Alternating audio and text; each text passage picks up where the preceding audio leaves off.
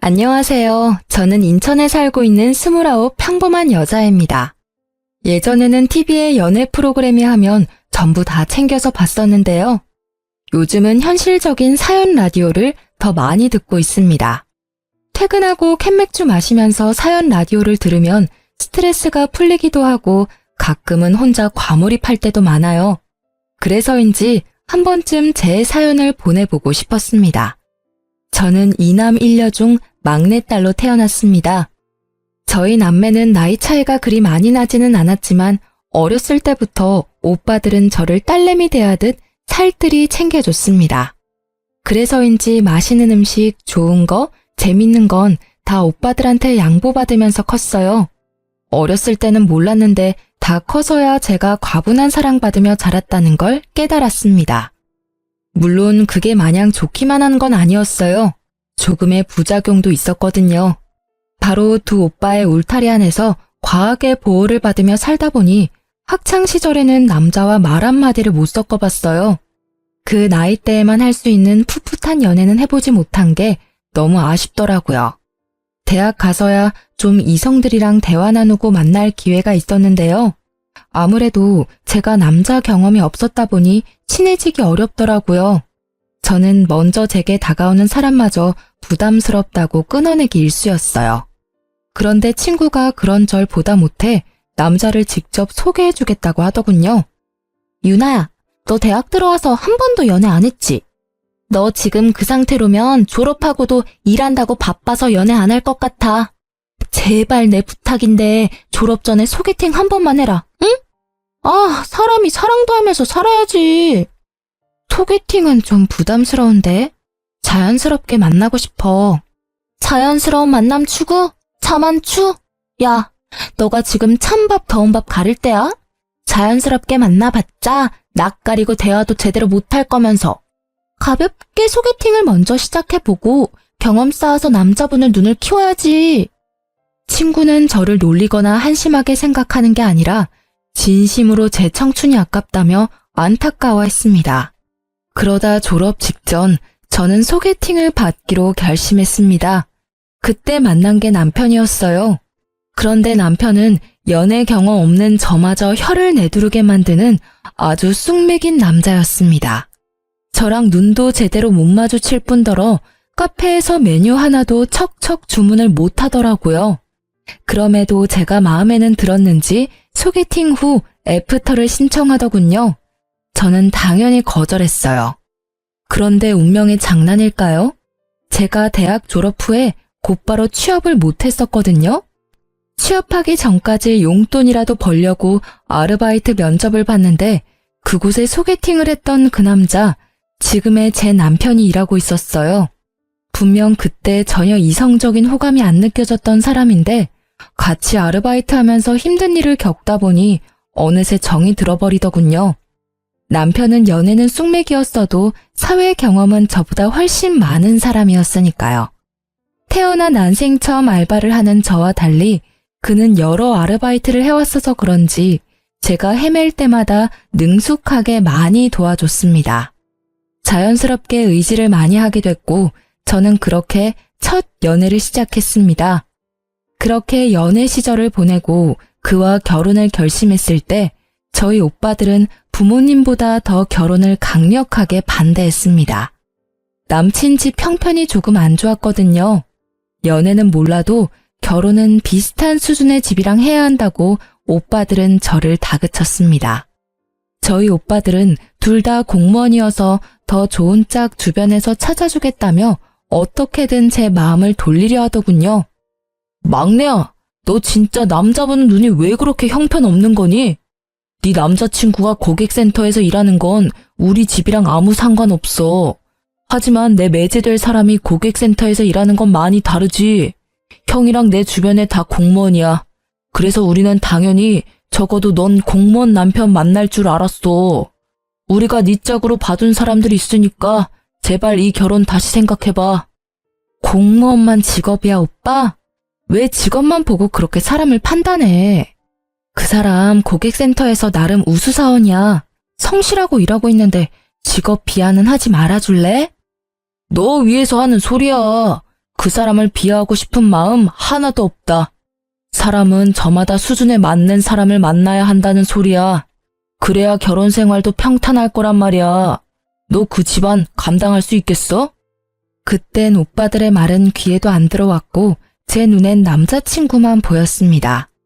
남친은 본인 나름대로 열심히 사는 사람이었거든요. 넉넉한 집안도 아니었고 좋은 회사를 다니는 건 더더욱 아니었지만 그때의 남편은 불금에도 놀지 않고 대리운전을 해서 투잡을 뛰는 성실한 사람이었습니다. 저는 그런 남편을 보고 앞으로 무슨 일이 생기더라도 가족들은 먹여 살릴 사람이라 생각했어요. 게다가 저 역시 결혼해서도 일을 쉴 생각이 없었기에 둘이 배고를 일도 없겠다 안심했습니다. 오빠들은 끝까지 반대하다가 남편을 한번 제대로 만나보고는 사람은 좋더라면서 제게 사과했습니다. 부모님께서도 끝내 막내딸이 좋아하는 남자면 인성만 좋으면 됐다 하셨고요. 그렇게 저는 친정가족이 반대했던 결혼을 해냈습니다. 그래서인지 더더욱 잘 살고 싶었어요. 남편은 어렸을 때 시부모님께서 이혼하셔서 시모랑 시누이랑 살았어요. 사람은 착한데 여동생 있는 것 치고 센스가 너무 부족했던 남편은 제가 연애하면서 많이 고쳐놔서 사람으로 만들었어요. 연애 초반에는 뭐 맛있는 거라도 먹으러 가면 저보고 먹어보라는 소리도 없이 허겁지겁 남편이 혼자 다 먹어버려서 벙찐 적도 있었습니다. 그때 화를 안 내고 저는 아무도 안 뺏어 먹는다고 어린아이한테 알려주듯 남편에게 말했어요. 몇 번 그러더니 나중에는 반성하고 식탐 부리는 걸 고치더라고요. 그리고 제 선물을 받기만 하고 한 번도 따로 선물을 안 챙기길래 가끔은 선물 받고 싶다고 솔직하게 말했습니다. 그랬더니 화들짝 놀라더라고요. 자기가 받고만 있는지 정말 인지를 못하고 있었대요.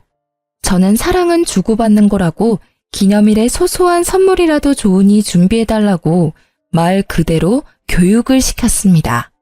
저희 남편은 빙빙 둘러서 말하는 것보다 직설적으로 말하면 긍정적으로 바뀌었거든요. 그렇게 발전하는 모습 보고 당장 내일 그리고 몇 개월, 길게는 몇 년 후에는 남편이 더 괜찮은 남자가 될 사람이라 믿었습니다. 지금 하나하나 돌이켜보니 정말 저는 그 사람을 사랑해서 결혼했던 것 같네요. 그런데 그 사랑도 결국은 결혼 후 시댁 문제로 차갑게 식어버리더군요. 팔은 안으로 굽는다고 남편은 그냥 제 사람이 아니라 여전히 시댁 장남에 불과했습니다. 여보, 동생이 못 본 지 오래됐다고 식사 같이 하재. 그래? 생각해보니 아가씨 못 본 지 좀 됐네? 언제쯤? 근데 우리 결혼식 이후로 양가 부모님 모시고 식사했던 적 없었지? 내 동생만 부를 게 아니라 아예 가족들 다 모여서 밥 한 끼 먹는 건 어때? 오, 그거 좋은 생각인데? 저는 놀랍도록 발전한 남편의 센스에 감탄했습니다. 친정 식구들이랑 시댁 식구들 전부 초대해서 식사 대접하고 싶다고 먼저 말을 꺼낼 줄 몰랐거든요. 상견례 그리고 결혼식 이후로 처음 양가 가족이 모이는 자리였죠. 그날 바쁜 큰오빠 빼고 작은 오빠만 와서 같이 식사를 했습니다. 그런데 남편이 식당을 예약하겠다 해서 맡겼는데 상견례를 할 법한 고급 한정식 집을 예약했더라고요. 가격대가 비싸서 저는 조금 놀랐습니다. 겉으로 티는 안 냈지만 남편에게 속삭였죠. 여보야, 오늘 무슨 날이에요? 인당 7만 원이야. 오늘 중요한 날이거든. 남편은 의미심장한 웃음을 짓고 저는 뭐 남편이 좋은 소식이라도 저 몰래 알리는 자리인가 싶었어요. 친정 부모님께서도 분위기가 분위기다 보니 혹시나 제게 임신했냐고 물어보셨어요. 아니라고 말씀드리고 기왕 간 거 맛있게 먹었습니다. 많은 발전은 했지만 아직은 부족한 남편의 센스에 알려줄 게 늘었다고만 생각했어요. 무슨 날도 아닌데 가족들 모일 때마다 고급 한정식 집을 갈 수는 없는 거니까요. 그런데 요즘 애들 말로는 플러팅이라고 하죠. 저희 작은 오빠 옆쪽에 앉은 시누이가 관심 있는 이성을 은근슬쩍 꼬셔내듯 작은 오빠 팔에 은근한 터치를 하고 요상한 웃음을 흘리는 겁니다. 신우이의 행동을 보고 저는 그만 깜짝 놀랐습니다. 사돈, 부추전이 너무 맛있어요. 좀 드셔보세요. 예상 못한 신우의 터치에 저희 오빠는 대답도 안 하고 젓가락질을 멈추더군요. 그러면 그만둘 법도 한데 여전히 과한 관심을 보이는 신우이 때문에 제 얼굴이 다 화끈거렸어요. 거기다 시모는 한술 더 뜨셨어요. 막내딸이 눈치 없게 오빠들보다 먼저 시집가서 사돈 근심이 많으시겠어요. 그런데 보니까 사돈 총각도 그렇고 우리 딸도 그렇고 둘 다 결혼 적령기네요. 이렇게 된 거 둘이 짝을 이루면 어른들 고민도 없을 텐데. 네? 괜찮습니다. 지들이 알아서 맞는 짝 찾아서 결혼하겠죠. 엄마는 불쾌한 티를 숨기셔도 얼굴 표정에서 다 드러났고 친정아빠는 어머님의 의도를 파악 못하고 웃어 넘기셨습니다.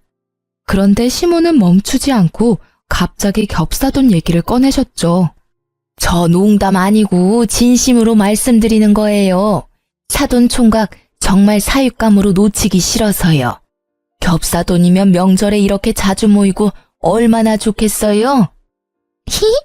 엄마, 식사 다 끝내시고 말씀하신다면서요. 괜히 당사자들 쑥스럽게 왜 그래요? 시모는 신우와 저희 오빠를 연결시키려는 분위기를 만들었고 한술 더 떠 신우는 부끄러워했어요. 뭐 인연이 된다면야 겹사돈이 될 수도 있지만 난데없이 당사자 의견은 물어보지 않고 이런 자리를 만들었다는 게 좀 황당했습니다. 게다가 신우이는 오래 사귄 남자친구가 있었거든요. 아가씨 남자친구 있으시잖아요. 아니, 그놈이랑은 헤어질 거야. 결혼까지 생각하고 만나는 거 아니고 정 때문에 만나는 거지. 암튼 사돈 총각 절대 그놈은 신경 절대 안 써도 돼요. 넌 눈치도 없게 그걸 지금 말이라고. 제 말에 당황해서 어쩔 줄 몰라 하는 신우이 대신 시모가 대신 입장을 말하는데 그 말들도 참 웃겼습니다. 지금 사돈 처녀 만나는 사람도 있는데 겹사돈 이야기 하신 거예요? 아까부터 진짜 너무 불쾌하네요. 진지한 관계 아닙니다, 사돈. 이건 정말 예의가 아닌 것 같으시네요. 어머님, 곧 헤어질 사이예요. 깊은 관계 아닙니다. 오해하지 마세요. 아니, 사돈 처녀, 어머님이랑 부르지 말아줄래요? 이게 무슨 경우 없는 상황인지 모르겠네요. 이미 식사 분위기는 엉망이 됐고 부모님은 집으로 돌아가셨습니다. 내내 잠자코 참고 있던 둘째 오빠는 남자친구가 있다는 말에 역시나 화가 났는지 자리를 박차고 일어났습니다. 이게 도대체 무슨 상황이지? 먼저 들어가 보겠습니다. 저는 사돈한테 일말에 관심 없고요. 잘 될 마음도 없습니다. 오히려 불쾌하네요. 종아야, 오빠 먼저 갈게. 나중에 연락하자. 오빠. 그렇게 식사를 끝마치지도 못하고 친정 식구들은 집으로 갔어요. 여보, 형님께서 계산 안 하시고 그냥 가셨대. 그래서 이 비싼 밥값 내가 계산 다 하게 생겼어. 빨리 형님한테 연락 좀 드려봐. 그게 무슨 소리야? 밥 한 술도 제대로 못 두고 간 우리 오빠가 왜 계산을 해야 해? 이 상황에 지금 그게 할 말이야? 여보야, 화내지 말고 이성적으로 생각해봐. 우리가 감당하기 너무 비싸잖아. 형님께 이체해달라고 연락 좀 해보면 안 돼? 울상짓는 눈치 없는 남편을 보고 저는 어이가 너무 없었어요. 자기가 온 식구 다 불러 모아놓고는 왜 우리 오빠 보고 계산하래? 어머 얘, 너 그러다 내 아들 잡아먹겠다. 뭘 그렇게 도끼 눈을 하고 애한테 따져. 내가 사돈 총각이랑 내 딸 한번 이어주려고 자리 마련해보라 시켰다. 그게 뭐가 잘못됐니? 참나, 돈도 잘 벌면서 이 정도 식사값도 계산 안 하고 그냥 가다니. 어머님, 저 도저히 이해가 안 가서 그러는데요. 왜 저희 오빠가 식사값을 당연히 계산해야 하나요? 그리고 지금 이 상황 저도 너무 속상하고 화나요. 새언니, 왜 속상해요? 제가 더 서운해요. 저 남자친구 있는 건 뜬금없이 저한테 물어보지도 않고 왜 공식적으로 말한 거예요? 저랑 오빠랑 잘 되면 언니한테도 좋은 일이잖아요. 아가씨, 남자친구랑은 헤어지셨어요? 아직 안 헤어지셨잖아요. 맞는 말 했는데 왜 아가씨가 화내세요? 화낼 사람은 바로 저예요. 가벼운 말싸움 후 그만하자며 시모와 시누이도 결국 자리를 뜨더군요. 다음에 얘기하자고 얼버무리면서요. 그 와중에 남편은 제 기분을 살피지도 않고 아직도 뭐가 잘못됐는지 모르는지 철없이 용돈 다 썼다며 계산서를 제게 내밀더라고요. 그날 50만 원 넘는 돈 썼는데 아무도 제대로 된 식사를 못했어요. 저는 집에 돌아와서야 남편에게 제대로 따졌습니다. 당신 처음부터 그런 불순한 의도로 우리 식구들 부른 거였어? 그것도 난 기분 더러운데 우리 오빠가 계산 안 했다고 투덜거리는 모습도 최악이더라. 누가 당신 보고 비싼 한정식 예약하랬어? 누가 우리 오빠한테 아가씨 소개시켜 달랬냐고. 지금 이게 도대체 무슨 상황인데? 불순한 의도라니, 기분이 더럽다니, 말 좀 가려서 해라. 그리고 소리 지르지 말고 이야기해. 차분히 얘기하란 말이야. 아니, 다 큰 남녀 소개시켜주는 자리를 꼭 세세하게 말하고 진행시켜야 해? 어색한 분위기 말고 자연스럽게 분위기 형성한 거잖아. 우리 엄마께서 얼마나 무안하셨겠어? 당신 그렇게 안 봤는데 너무 매정한 것 같아. 충분히 좋게 위트 있게 넘길 수도 있는 상황이었어. 게다가 오빠로서 지금 내 동생 남친은 비전이 없어. 결혼시키기 싫다고. 이렇게 가까이에 좋은 신랑감 있는데 내가 망설일 이유가 있겠어? 동생 위해서 용기 한번 내본 거라고. 근데 당신 때문에 다 망쳤어. 너나 소리 지르지 마. 이 상황에 무슨 교양을 따지니? 너 지금 네가 뭘 잘못한 건지 모르지? 나 당신 부인이야. 간단히 상의라도 했어야지. 그럼 당신이 내 동생이랑 형님 연결시켜 줬을 거야? 아니? 그럼 내가 당신 죽어라 말리기라도 해서 애초에 이런 상황 안 만들었겠지. 오래된 남친이는 아가씨랑 솔로인 우리 오빠를 왜 엮어? 당신도 아가씨도 참 구제불능이다. 어떻게 그런 발상을 해? 됐고, 2번 다시는 이런 상황 만들지 마. 알겠니? 그리고 오늘 계산한 밥값 다음 달부터 당신 용돈에서 절반은 뺄 테니까 그렇게 알아. 뭐? 그런 게 어딨어. 반반 부담할까 했는데 그냥 네가 다 낼래? 남편은 끝까지 삐죽거리며 제 속을 긁더라고요. 근데 말야, 당신 나한테는 심하게 해도 우리 엄마랑 내 동생한테는 당신 너무 심했어. 따로 사과할 거지? 사과는 내가 받아야 할 입장이거든? 그때 저는 처음으로 남편에 대한 콩깍지가 다 벗겨졌어요. 결혼 전 오빠가 그토록 제 결혼을 말렸던 장면들이 마치 파노라마처럼 제 머릿속을 스쳐 지나갔죠. 저는 반성 태도를 보이지 않는 적반하장인 남편과 각방을 쓰면서 투명인간 취급했어요. 남편은 며칠 지나자 결국 싹싹 빌더라고요. 잠시 정신이 어떻게 됐다나 뭐라나 제가 사과를 안 받아주자 남편은 그날 계산했던 밥값을 시누이랑 반반 부담해서 제게 입금했더라고요. 그래서 마지못해 사과를 받아줬습니다.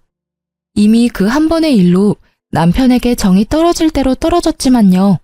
그렇게 저는 정 떨어진 채로 결혼 생활을 겨우 이어나갔습니다. 머릿속으로는 이혼 생각도 좀 했던 것 같습니다. 게다가 그 사건 이후로 남편의 행동과 말투가 묘하게 결혼 전이랑 아주 딴판으로 변하더군요. 그러다 결국 지금까지 남편이 제 앞에서 보여줬던 좋은 모습들은 전부 일시적인 변화에 불과했다는 걸 깨달았어요. 시댁 식구들이 본격적으로 제 남편을 쥐고 흔들었거든요.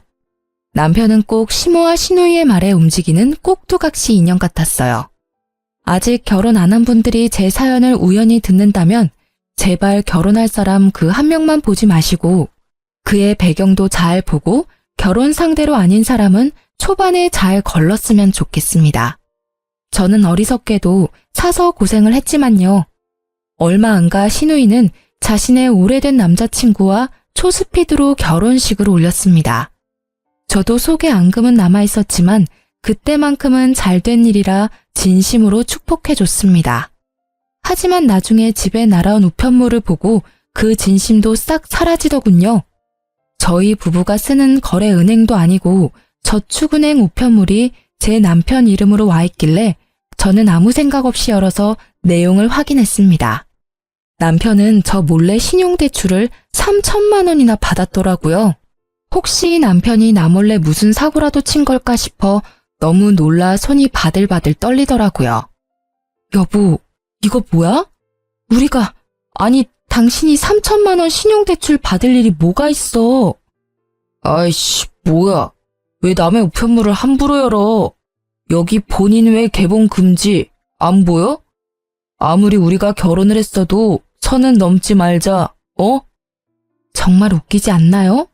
남편 놈은 그 상황에서도 프라이버시가 어쩌고 저쩌고 한참 제게 큰 소리를 치더라고요. 야, 뭐? 너야말로 선 넘지 마. 아니, 넘었네 이미. 우리가 벌면 얼마나 번다고 이자율 높은 저축은행에 3천이나 빌리니? 그거 이자랑 원금 어떻게 갚을 거야? 결혼했으면 대출도 의논하고 받아야 하는 거 아니야? 1금융도 아니고 이렇게 큰 돈을 저축은행에 빌린 이유가 뭔데? 어?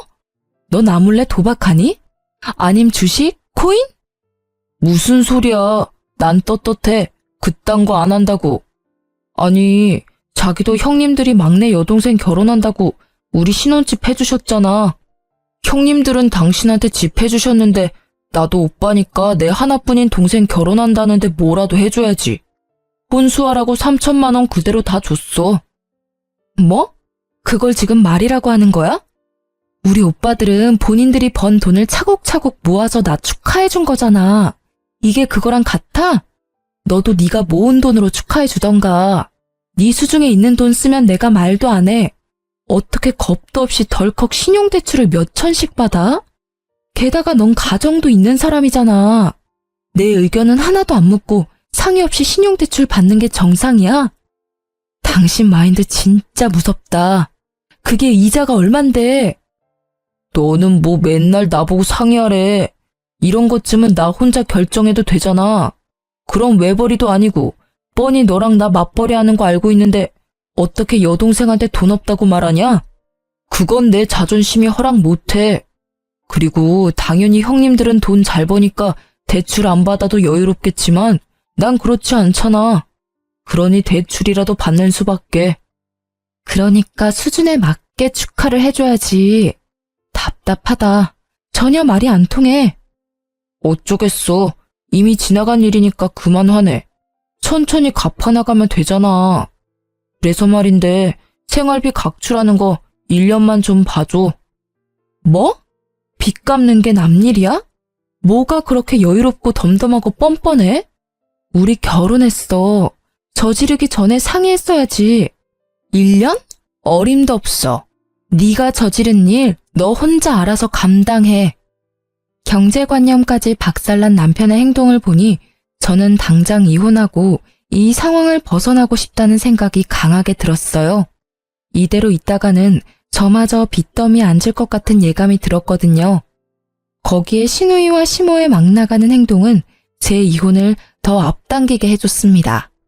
남편과 냉전은 계속됐고 저는 개인적으로 이혼 전문 변호사를 알아보고 있던 중이었어요.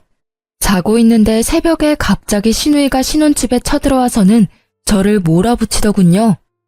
언니 때문이라고요. 이게 다 새언니 때문이야. 아가씨 왜 이러세요? 지금 시간이 새벽 2시 반이에요. 신우는 난데없이 나타나서 바닥에 널브러져서 울기만 하며 하염없이 제 탓을 하더라고요. 다짜고짜 전부 제 탓이라는데 한편으로는 왜 그러는지 궁금하면서도 너무 어처구니가 없었어요. 그리고 시누이가 연락을 한 건지 시모도 곧 신혼집에 행차했습니다. 시모가 오니 신우는 어쩐지 더 기세가 등등해져서 울음소리는 더 커지고 저를 살짝 밀치기까지 하더군요. 그런 와중에도 남편 놈은 저를 지켜주지도 않고 잠자코 그 상황을 지켜보고만 있었습니다. 어차피 이제 이혼할 놈이지만 진짜 너무 괘씸하더라고요. 내가 언니 때문에 그날 상진 오빠 놓치고 결국 그 모질이랑 결혼했다가 이 꼴 났잖아요. 그 모질이 놈 바람났어. 내 결혼 어떡할 거야. 신우가 언급한 상진 오빠는 저희 둘째 오빠 이름이에요. 그러니까 신우 말을 정리해보면 저희 오빠랑 결혼했으면 자기는 남친이랑 결혼했을 일은 전혀 없었다고요. 그러니까 신우의 남편이 핀 바람이 갑자기 다 제 탓이 된 거예요. 우는 신우 입에서 제 오빠 이름이 나오자 저는 그동안 참았던 게 한 번에 폭발했습니다. 꼭지가 돈다는 표현이 엄청 이해가 됐어요. 가만히 있는 친정오빠를 자꾸 본인이랑 엮는 신우이를 더 이상 보고만 있을 수 없었죠. 아가씨, 제발 가만히 있는 저랑 우리 오빠 좀 내버려 두세요. 왜 자꾸 아가씨랑 저희 오빠를 엮어요? 왜 아가씨 남편이 바람핀 게 제 탓이죠? 이럴 시간에 정신과에 좀 가보세요. 내가 상진 오빠 사랑하는데 언니가 회방 놓았잖아요. 그러니까 새언니 탓이죠. 엄마 들었어? 나보고 병원이나 가래. 진짜 웃겨. 도대체 시댁을 뭘로 보는 건지.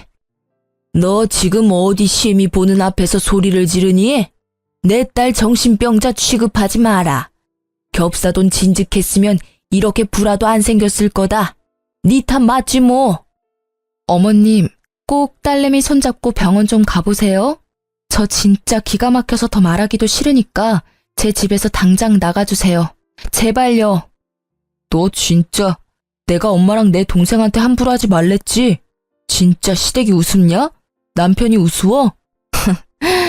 그래, 우스워.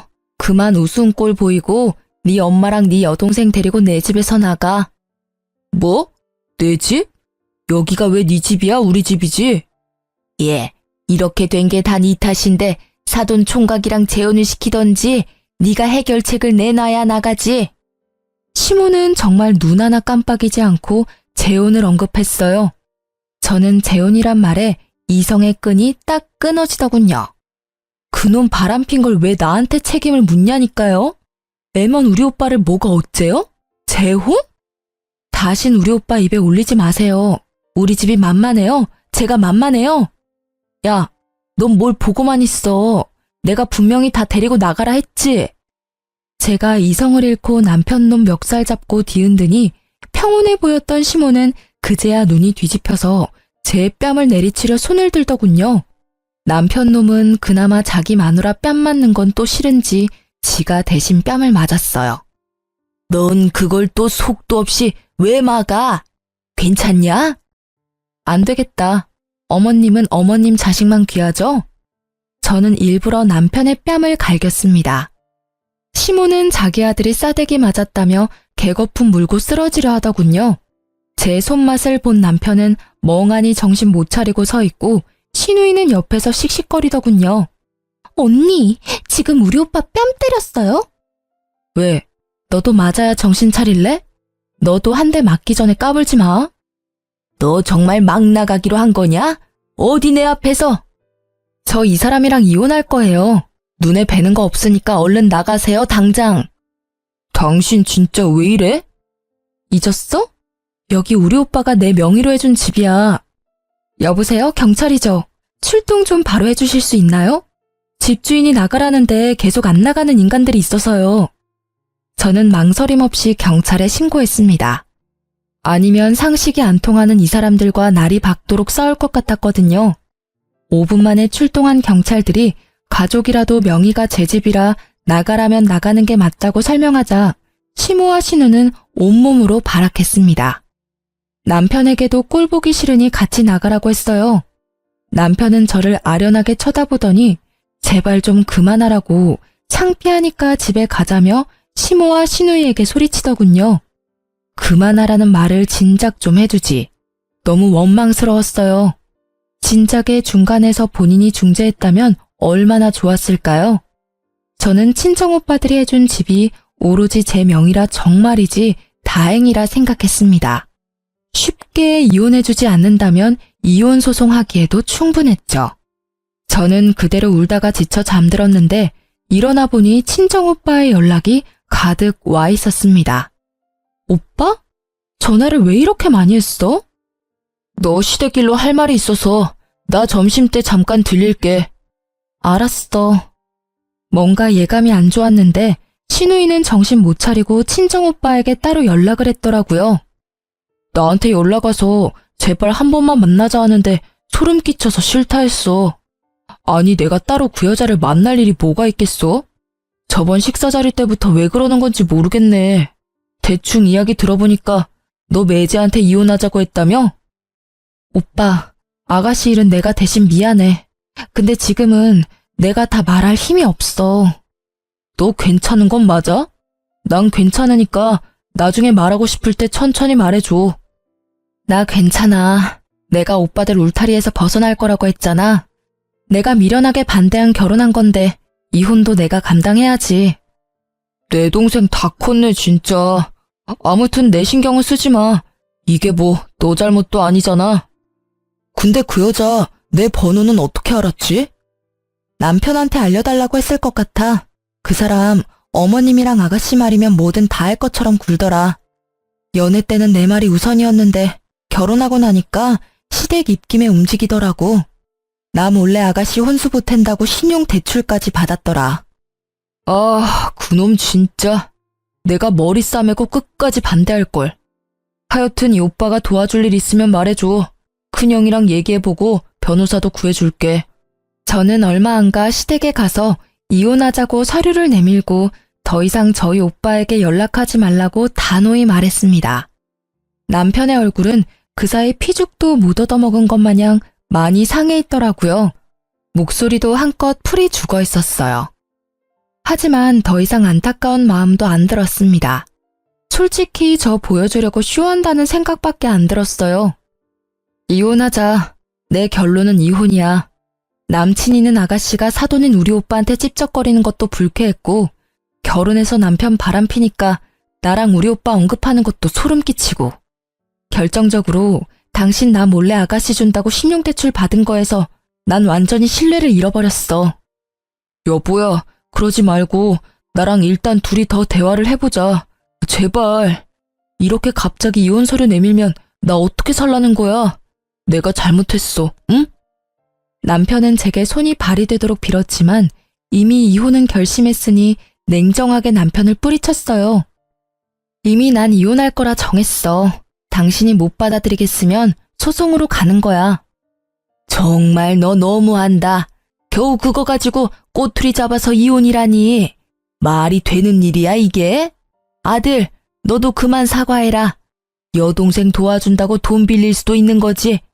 그리고 사돈끼리 잘 되면 좋은 일인데 뭘 그렇게 열을 내? 너 혹시 우리 집안 무시하냐? 이 계기로 우리 아들 완전히 네 손바닥에 두고 살고 싶다 이거야? 요망하다 정말. 시모의 치맛바람이 또 불기 시작하자 남편은 의외로 시모에게 불같이 화를 냈습니다. 엄마 제발, 제발 좀 그만 좀 하시라고요. 저 이 사람 아직도 사랑해요. 많이 사랑한다고요. 이 사람한테 이제 함부로 말하지 마세요. 이혼할 때 되어서야 제대로 내 편은 들구나. 여보. 미안하지만 너 이제 와서 정신 차린다 해도 소용없어. 그러니까 내 편 들 필요 없어. 소중한 너희 어머니 여동생 편이나 들어. 너는 이제 내 사람 아니거든. 제가 쐐기를 박자 남편은 눈물 콧물 빼며 울더군요. 시누이는 진짜 저희가 이혼할 것 같은지 그제서야 쭈뼛쭈뼛 제게 다가와서 잘못했다고 빌더군요. 새언니, 제가 진짜 잘못했어요. 경솔하게 행동해서 미안해요. 우리 오빠랑 이혼만은 하지 마세요. 네? 저 반성하고 있어요. 시누이가 비는데 저는 그 면전에 대고 이렇게 말했어요. 아가씨, 소름 돋으니까 가짜 눈물 흘리지 말아요. 여기서 울고 싶은 건 나랑 이 사람뿐이에요. 그랬더니 신우는 갑자기 태도가 돌변하더니 이렇게 말하더군요. 언니, 단도직입적으로 얘기할게요. 맞아요. 언니가 오빠랑 이혼해도 난 아무런 상관없어요. 그런데 이대로 집안 대 집안이 껄끄러워지는 건 정말 싫어요. 나중에 새언니가 내 시누이가 될지 모르는데 그럼 곤란하잖아요. 전 그게 걱정돼요. 이제서야 고백하는 건데요. 사실 새언니랑 오빠 상견례 했을 때부터 저 사돈, 아니 상진 오빠한테 첫눈에 반했어요. 그때부터 쭉 좋아했다고요. 진짜 솔직히 말하면 사실 남편이 바람펴서 마냥 싫지는 않았어요. 그렇게 지금이라도 이혼해서 다시 상진 오빠랑 잘해볼 수 있으니까요. 너도 제발 그만해라. 따지고 보면 너 때문에 나 이혼당하게 생겼는데 그런 말이 나와? 오빠는 빠져있어. 이건 여자들끼리 대화니까. 근데 이게? 남편은 신우를 억지로 나가게 하려다가 신우가 땅바닥에 철푸덕 넘어지고 말았죠. 오빠 진짜 왜 이래? 그냥 잠자코 엄마랑 내 말이나 들어. 너 지금 여자 하나 때문에 동생을 밀어? 이놈이? 자기들끼리 헐뜯고 싸우는데 저는 그 틈을 타 녹음이 잘 되고 있는지 확인했어요. 혹시 몰라 시댁 들어올 때부터 휴대폰 녹음 어플을 켜고 있었거든요. 녹음은 아주 잘 되고 있었고 저는 신우의 절절한 고백이 담긴 그 녹음을 그대로 신우 남편에게 보냈습니다. 번호는 없었지만 저와 시댁 식구들이 모여있는 단톡방에는 그분도 계셨거든요. 저는 이만 가볼게요. 아가씨, 잘해봐요. 앞으로 어떻게 될지 정말 궁금하네요. 언니, 지금 나 응원해주는 거예요? 방금 아가씨, 아니, 네가 말한 것들 네 신랑한테 보내놨으니까 너 알아서 잘해보라고. 그게 무슨 말이에요? 가족 톡방 확인해봐요. 그럼 안녕. 이게 뭐야? 미쳤어? 너 돌았지? 이걸 보내면 어쩌자는 거야? 빨리 지워. 지우라고! 녹음을 재생한 신우이는 자기 음성을 확인하고는 깜짝 놀라 제게 달려들더군요. 시모 역시 발악했어요. 저는 서둘러 그 집을 나왔습니다. 사실 둘이서 저를 쫓아오려고 했는데 남편이 온몸으로 그 둘을 막았어요. 여보, 내가 막고 있을게. 빨리 가. 어서 가라고. 아주 그렇게 혼자 꼴값을 떨더군요. 그렇게 저는 오빠가 소개해준 변호사를 통해서 이혼 소송을 진행했습니다. 그 중간에 전 시모는 자기 아들 마음을 못 잡는다고 제발 한 번만 시댁에 와서 얼굴 좀 비춰달라고 빌더라고요. 얘야, 마음 상했다면 정말 미안하다. 우리가 배운 게 없고 가진 게 없다 보니 너무 너에게 바라기만 한 것 같아. 이제 다시는 너네 관계에 안 끼어들 테니 내 아들만이라도 한 번만 봐주면 안 되겠니? 용서는 못해도 잠깐 와서 얼굴이라도 좀 비춰줘. 저렇게 아무것도 안 하고 페인처럼 지내는데 내 마음이 썩어 문드러져. 그래도 한때 네가 사랑했던 내 아들 저대로 인생 망가졌으면 좋겠어. 너 그럼 그 죄책감 쉽게 지워질 것 같아? 평생 갈 거야. 그랬으면 좋겠어? 아줌마, 제발 저한테 가스라이팅 하지 마세요. 죄책감은 제 인생 망친 당신들이 가져야 하는 거 아닌가요? 그리고 아들 인생 망친 게 누군지 모르시겠어요? 모르시면 잘 생각 좀 해보세요. 그리고 딸 교육도 좀 제발 부탁드립니다. 주제에 저희 오빠 옆자리 노리는 게 너무 웃기거든요. 뭐가 어쩌고 저째? 소송도 제게 좋은 쪽으로 마무리가 되어가고 있어서 저는 대인배의 마음으로 전 남편에게 눈 딱 감고 전화를 했습니다. 너 그렇게 살다가 평생 그 굴레에서 못 벗어나. 엄마랑 동생한테 휘둘리지 말고 신용대출 같은 거 다신 받지 말고 네 인생 살려고 노력해. 나도 내 인생 살 테니까. 그나마 예정을 생각해서 일침 아닌 일침 날렸습니다. 그러자 전 남편이 전화기에 대고 통곡을 하는데 저는 듣기 싫어서 바로 끊어버렸네요. 그리고 전 시누이는 친정오빠한테 여전히 일방적으로 연락하고 있었나 봐요. 번호를 바꾸면 괜찮을 텐데 오빠는 오래 쓰던 자기 번호를 바꾸고 싶지 않아 했거든요. 차단을 해도 매번 새 번호로 연락이 와서 오빠는 최대한 자존심 상하게 한마디 했대요. 충격 요법을 쓰면 좀 나가 떨어질까 싶어서요. 오빠가 뭐라고 했냐면요. 저기요, 거울은 봐요? 스스로 주제 파악이 안 돼요. 얼굴이 예쁜 것도 아니야. 뭐 직업은 말해봐야 입 아프고. 아니, 그쪽 뭐 제대로 된 게 있어요? 애초에 사회에서 만났으면 말도 안 섞었을 거예요. 소중한 내 여동생의 가족이 될 사람들이니 그나마 상대해줬다고요. 이제 정신 차리세요, 이혼녀 아줌마. 뭐라고요? 이혼녀 아줌마? 그럼 당신 동생도 똑같거든요? 어떻게 그런 말을 해요?